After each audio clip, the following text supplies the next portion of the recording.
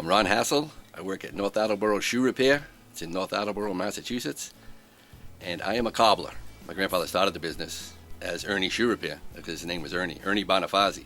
When we moved here and I took over and I had to come up with a name, and Ron Shoe Repair didn't sound right, so I just named it North Attleboro Shoe Repair, and North Shoe for short, because it's on North Washington Street in North Attleboro.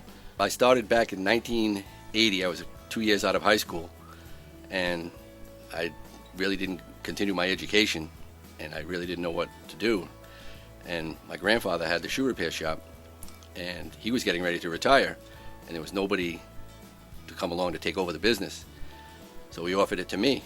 When I started with him, we were in the same town, but we were just up the street, maybe 3 blocks. But they tore our building down, so we had to move. And we just liked to stay in town here because we didn't want to move out of town. He had been here for so long. And so we stayed in town, and I kept the business going. That was in 1986 we moved here.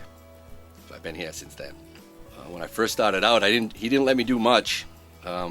He mostly he used to teach he'd tell me to watch and learn. He wouldn't let me actually touch anything. He wouldn't let me actually work on the shoes. The first thing I learned how to do was shine shoes. And I started from there and then gradually worked up doing little things at a time. It took a good 2 years before I could say that I was really proficient at everything. It took a long time. Yeah, the most popular repair is ladies' heels, the little top lifts they call them. That's probably 75% of the business. That, and I sew a lot of pocketbooks and belts and things like that, but mostly ladies' shoes, ladies' heels. That's predominantly what we do. Men's heels, not so much. A lot of the men's shoes nowadays are all one-piece molded shoes. They throw them away when they're done, when they wear out.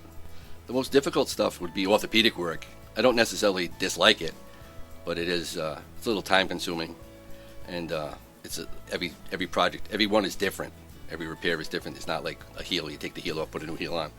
Orthopedic works, you got to tailor it to each individual customer, depending on what their needs are. We used to be really busy. Years ago, when I first started, we were so busy. I used to work nights. There were 2 of us working here, me and him, and I used to have to come back at night to finish up.